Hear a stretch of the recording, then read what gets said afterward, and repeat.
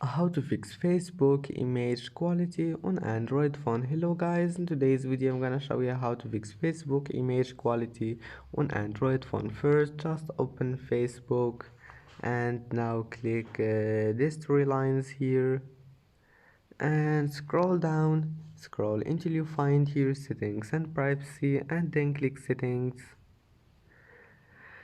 And now just scroll down until you find here this one, media, and here we'll find it like that. Now all you need to do, just select optimize it,